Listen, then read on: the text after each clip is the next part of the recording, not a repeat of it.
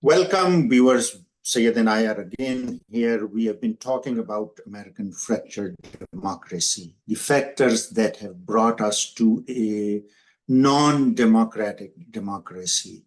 And you've been very supportive. You've been listening to us. You've been giving us feedback. We are in an election year, and so much is happening that has exposed our system.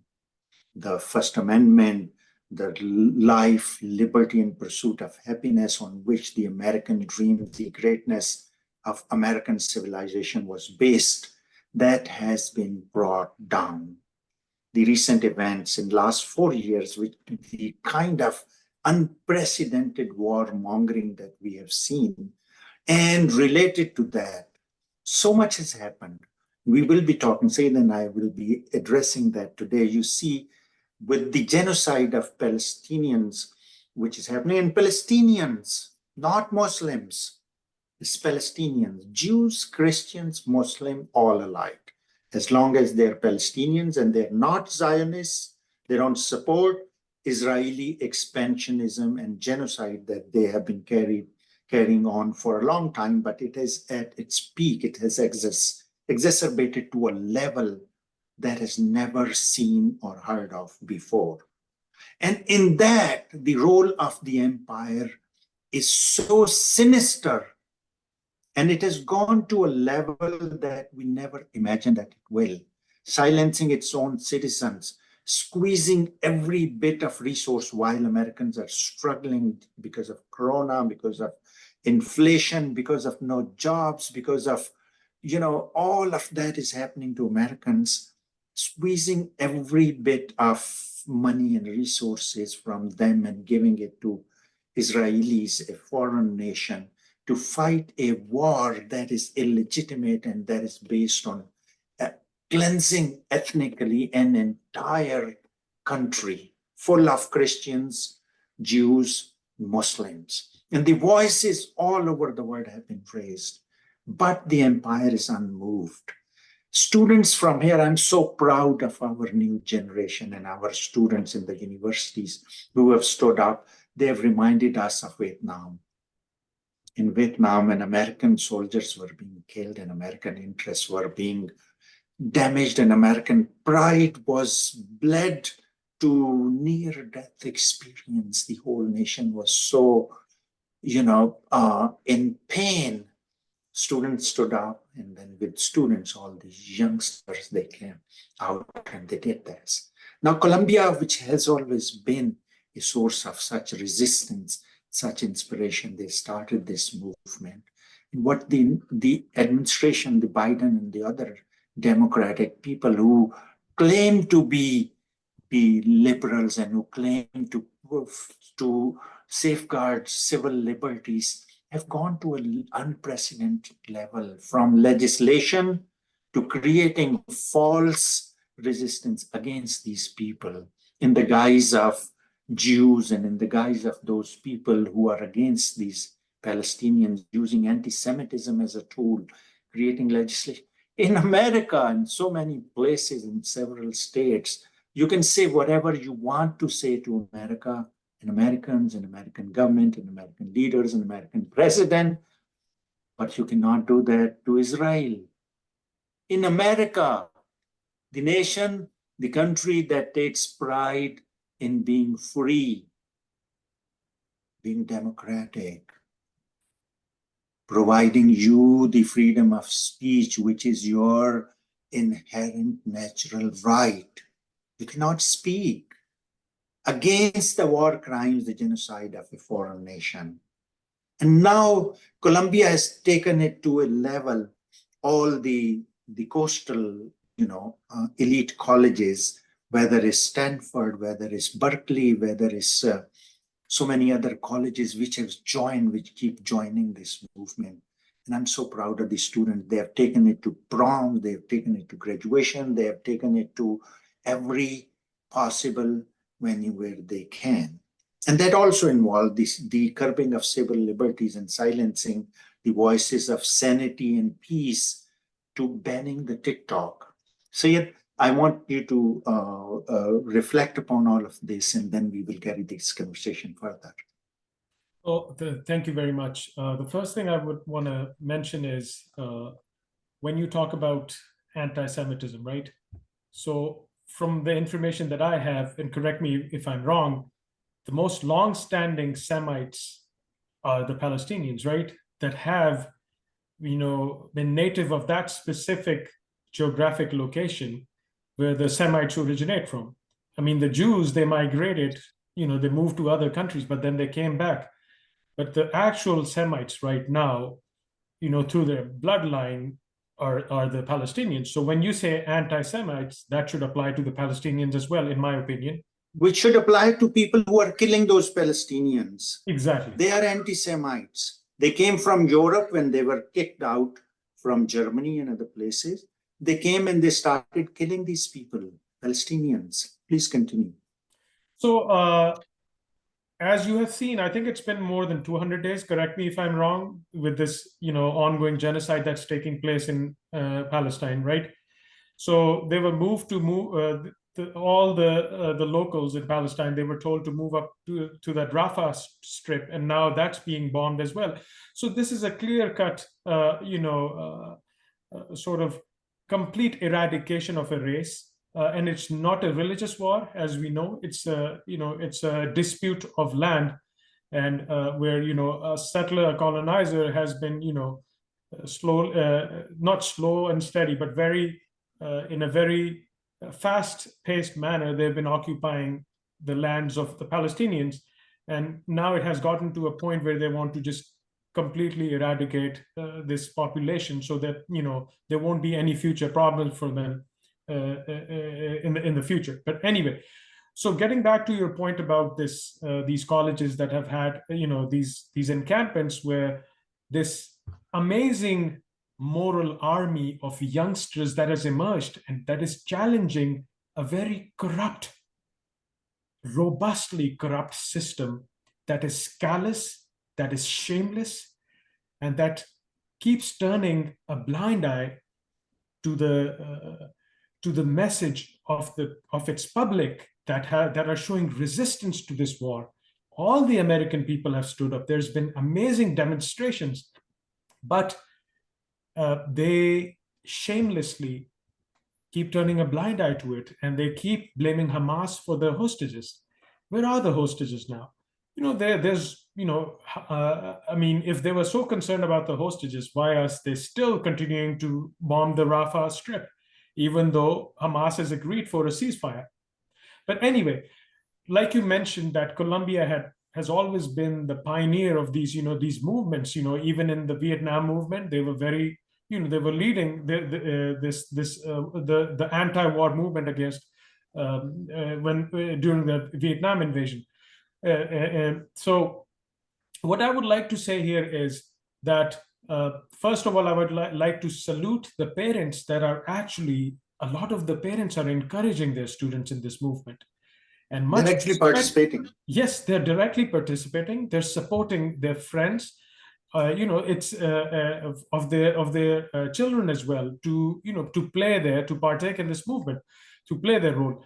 So amidst this cruel system, this dual party system, which is rigged, both sides are being controlled by the Zionists, emerges this amazing youthful moral force that is challenging the system. Now, what I see here is the reason why they're giving such immense challenges and which they're using brutal force against these youngsters is because they see most of these movements are in the most elitist schools in the United States. So when these youngsters, whatever they are facing right now and whatever they are experiencing, they are going to be in powerful positions in the future. So they see this as a major threat to the Zionist tentacles that have grabbed the whole country, and it is much credit should be given to these youth, these students who have exposed the Zionist system that has entangled the whole country. It has been completely exposed.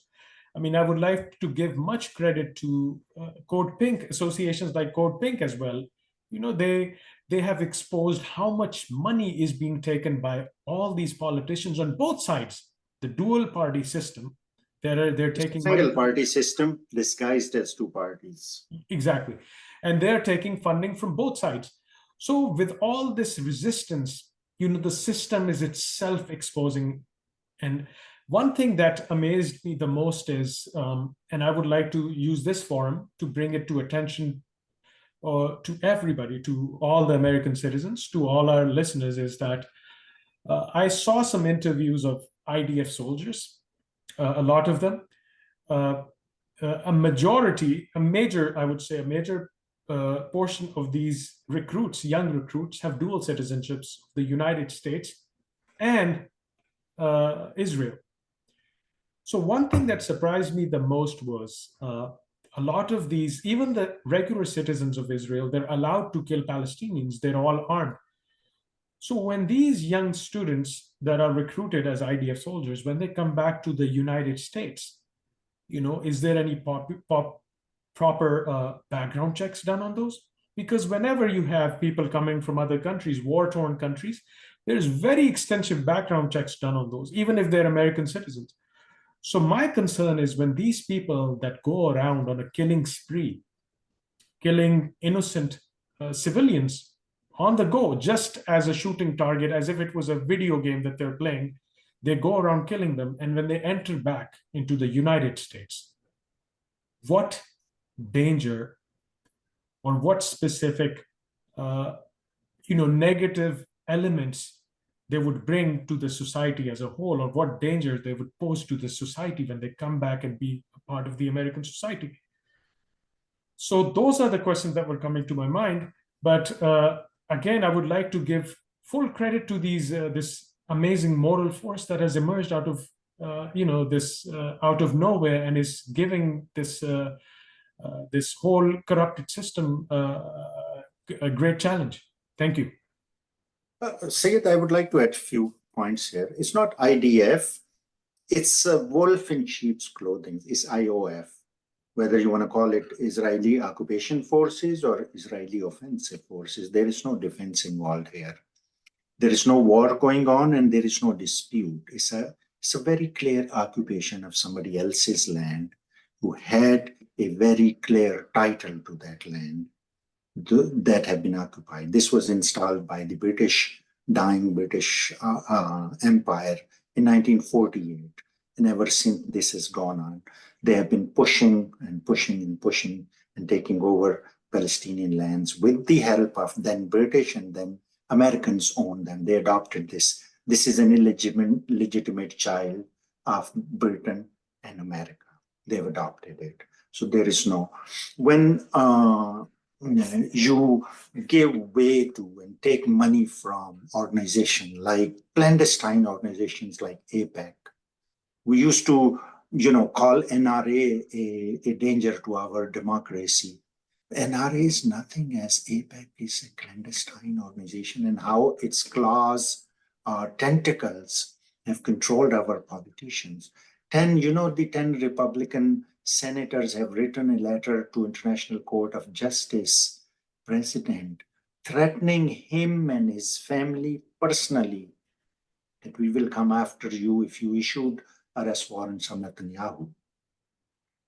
This is the nature and this is the state of our democracy.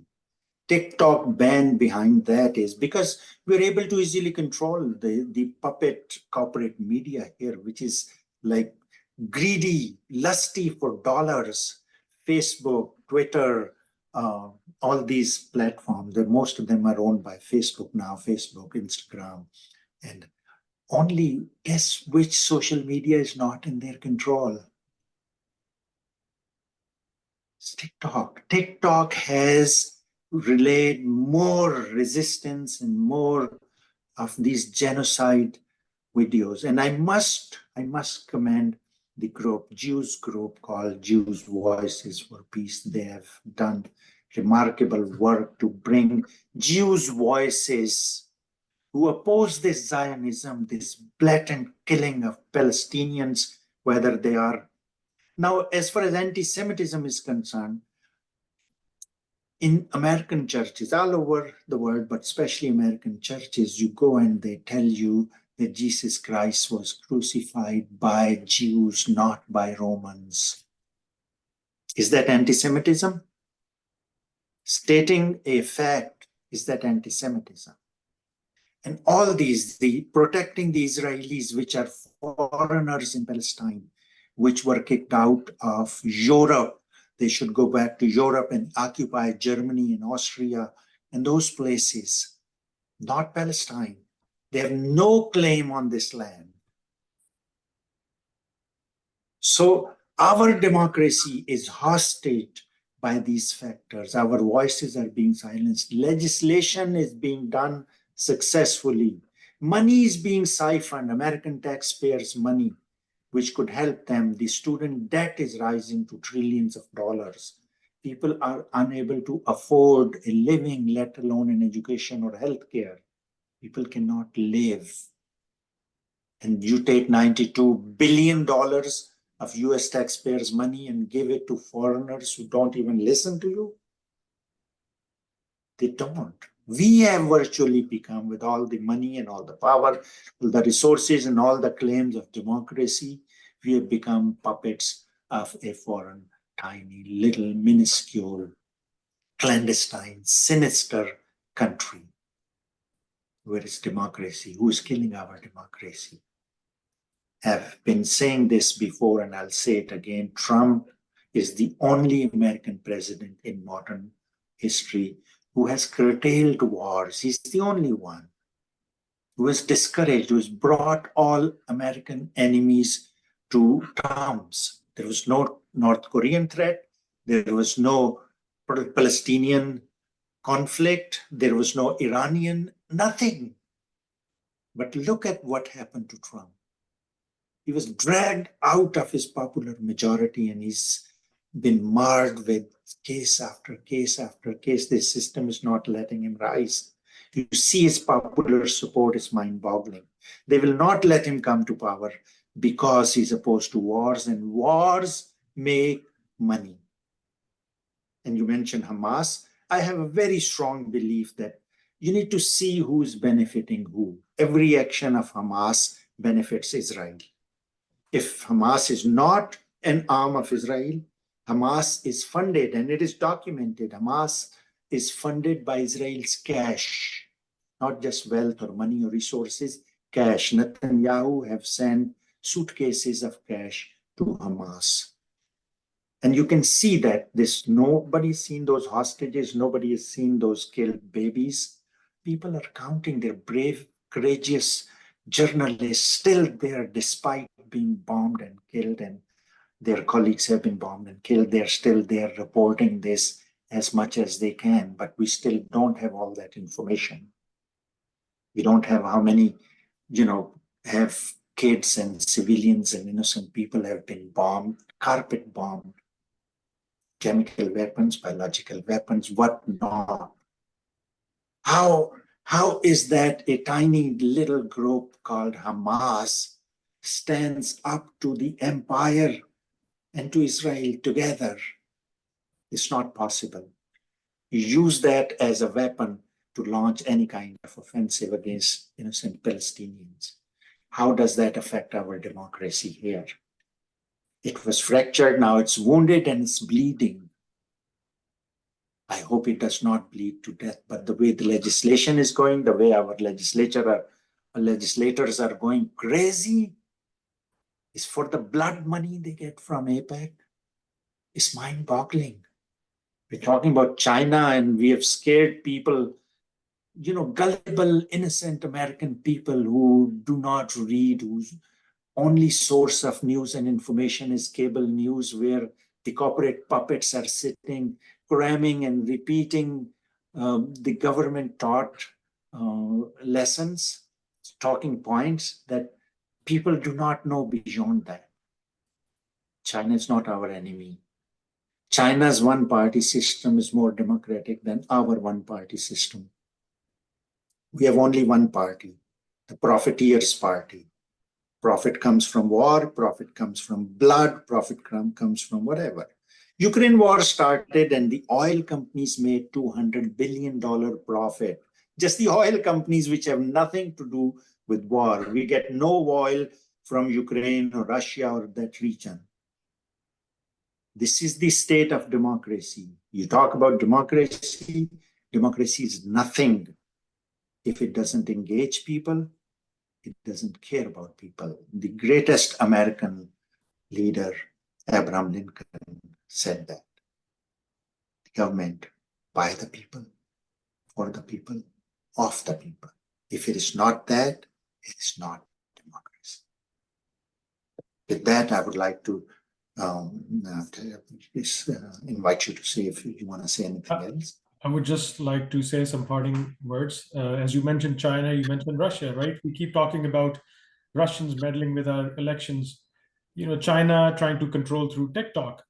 But what I think these are all diversions from the actual issue that, you know, there is this one country that has, you know, so quietly and intelligently worked its way in and deep-rooted itself so much into every institution in the country that they are now controlling, and their interests are superseding the American nation's interests. So some people have gone so far as to say that the United States of Israel. So what I would like to say is that now is the time that Americans need to sit back and realize they want government, they want representatives that actually represent their interest, and not some, you know, like you mentioned, a sinister country that is imposing its own agendas on a nation and dragging us into wars left and right, and, you know, turning sucking all the resources, American people's hard-earned tax dollars. Yes, and you know, making adversaries all around the world just because we are favoring an illegitimate brat child who wants everything his or her own way. So now is the time we need to think that how we need to reform the system to a point where we have a system that represents America first, only and only American interest first. I think we are done thinking now. Stand up. This is election year. Join these students, the brave, courageous students. Get up, get on canvassing and campaigning. Boot all these warmongers out, these war criminals, these profiteers who are profiting over Americans' hard-earned money. This is blood and sweat of Americans being given to rogue states. Our democracy will keep getting weaker and weaker by the day unless we act now. Thank you very much, Syed. Thank you. We will continue. We'll come up with another episode. Please give us your feedback, contribute, participate in any which ways you can. It is our democracy and we must save it for world peace, for innocent people. Thank you.